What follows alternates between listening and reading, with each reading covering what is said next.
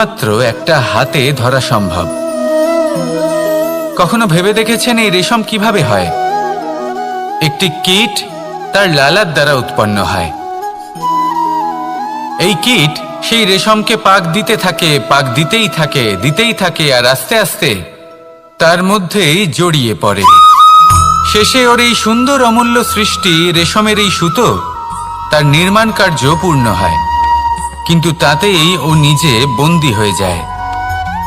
নিজেরই মায়াজালের এই বন্দী গৃহে নিজেই ফেঁসে যায়। এবার এই সুতোকে ব্যবহারযোগ্য করে তোলার জন্য এই কীটগুলিকে এই কবচের সাথেই ফুটন্ত জলে ফেলে দেওয়া হয়। এই সংসারে যদি আমাদের স্বপ্ন এই সংসারের দুঃখ হরণ করার জন্য, এই সংসারে সুখ বিতরণ করার জন্য হয়, তবেই আমাদের প্রগতি সম্ভব। যদি আমাদের এই স্বপ্ন শুধুই আমাদের এবং আমাদের স্বার্থ সিদ্ধির জন্য হয়, তাহলে এই স্বপ্ন আমাদের অন্ধ করে দেবে, আমাদের অন্ধকারের পথে নিয়ে যাবে, আর আমরাও সেই কীটের মতো হয়ে যাব। নিজেদেরই মায়াজালে আমরা নিজেই ফেঁসে যাব, আর শেষে আমরা যদি কিছু লাভ করি তা হবে একাকিত্ব, অন্ধকারময় মৃত্যু। তাই স্বপ্ন অবশ্যই দেখুন, কিন্তু এমনভাবে স্বপ্ন দেখবেন না যে তার এই বন্দিগৃহে আপনি নিজেই ফেঁসে গেলেন। স্বপ্ন দেখুন পরোপকারে।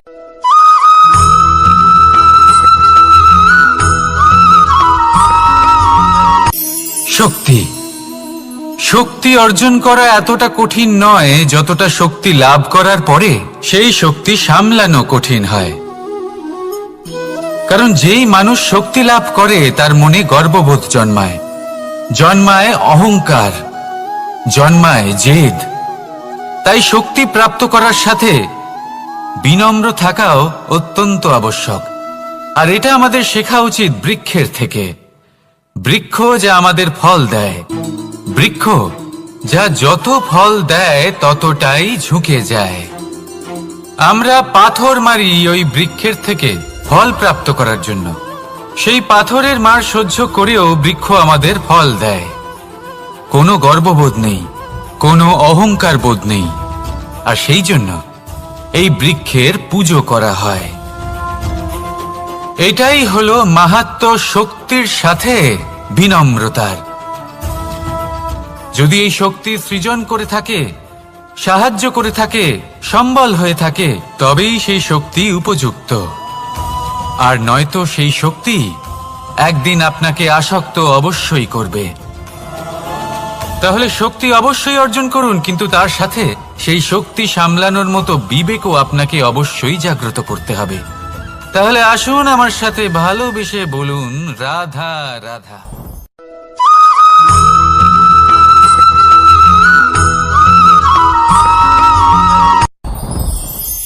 সাথী সাথী এই শব্দটির ব্যাখ্যা কে কিভাবে করে? মিত্র, সখা, বন্ধু।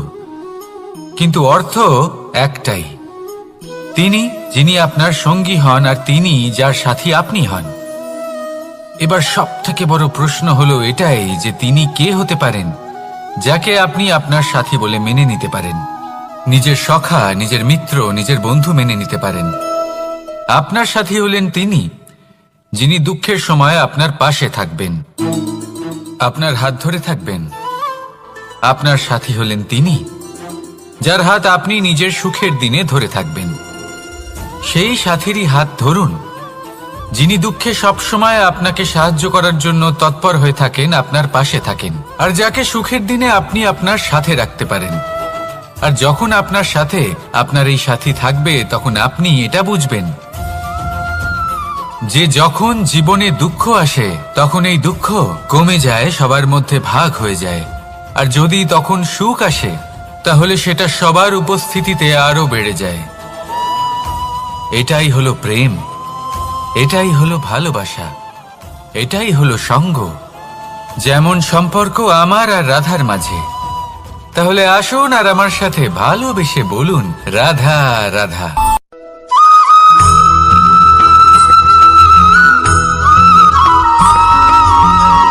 জীবন কিসের উপর নির্ভরশীল? ধনের ওপর? বৈভবের অনুভব যদি আপনি করতে চান তাহলে তা পাবেন শুধু একতার দ্বারা, সংগঠনের দ্বারা। যদি আপনাকে উদাহরণ দিই, নিজের এই হাতটাকে দেখুন, 5টা আঙুল রয়েছে। কোনো একটা বস্তুকে নিজের একটা আঙুল দ্বারা তুলে ধরার চেষ্টা করে দেখুন, বড়ই কষ্ট হবে।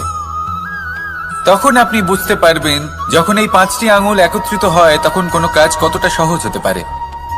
এটাই হলো শক্তি একতার। সব থেকে ভালো উদাহরণ যদি আপনাকে দিই তাহলে বাঁশি।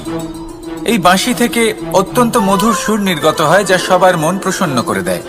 এই কথা সত্যি, কিন্তু এই বাঁশি আমি একটা বা দুটো আঙুল দিয়ে বাজাতে পারবো না। আমাকে প্রত্যেকটা আঙুল ব্যবহার করতেই হবে, তবেই এর থেকে মধুর সুর নির্গত হবে যা সকলকে প্রসন্ন করবে, ঠিক কিনা? ঠিক এইভাবেই যদি আপনি চান যে আপনার জীবনরূপী বাঁশি থেকেও মধুর সুর নির্গত হোক বা সবার মনকে প্রসন্ন করে তুলুক, তাহলে আপনাকেও জীবনে একতা নিয়ে আসতেই হবে। আপনি একাও কর্ম করতে পারেন, পথ চলতেও পারেন, সামনেও এগোতে পারেন, সাফল্যও লাভ করতে পারেন। কিন্তু যখন সকলে একসাথে এগোবেন, সেই পথে চলবেন, সেই কর্মই করবেন, তখন লক্ষ্যে অবশ্যই পৌঁছবেন, সাফল্য অবশ্যই লাভ করবেন। কিন্তু সেই সাফল্য এবং তার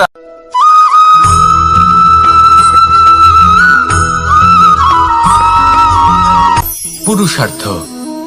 শাস্ত্রে 4 ধরনের পুরুষার্থের কথা বলা হয়েছে। প্রথম হলো ধর্ম। আপনি কি জানেন এই ধর্ম আসলে কি? আপনার কি মনে হয় ধর্ম আসলে কি? কোনো বিশেষ ঈশ্বরকে মানাই কি ধর্ম বলা হয়? নাকি কোনো বিশেষ রীতি পালন করাই হলো ধর্ম? নাকি কোনো বিশেষ সাহিত্যকে সর্বশ্রেষ্ঠ মনে করাই হলো ধর্ম? না, ধর্ম হলো সেটা যাকে ধারণ করা যেতে পারে। আর ধারণ শুধু সেটাই করা যায় যা পবিত্র। পবিত্র শুধু তাকেই বলা হয় যা নিঃস্বার্থ, যার মধ্যে শাসন করার কোনো ইচ্ছে নেই, যা সরলভাবেই প্রবাহমান, জল এবং বায়ুর মতো। যখন কোনো ব্যক্তি ধর্মকে ধারণ করেন এবং সেই ধর্ম সেই ব্যক্তিকে রক্ষা করে, তখন তাকে ধর্ম বলা হয়। ধর্ম যা রক্ষা করে অহংকার থেকে, খারাপ চিন্তার হাত থেকে। সেই জন্য পুরুষার্থ গড়ে তোলার আগে, ধর্ম পালন করার আগে ধর্মের প্রকৃত অর্থ কি সেটা বুঝে নিন। এটা জেনে রাখুন যে সমস্ত ধর্মের আধার, সমস্ত ধর্মের ভিত শুধুমাত্র ভালোবাসা। আসুন আর এই ভালোবাসার সাথেই বলুন রাধা রাধা।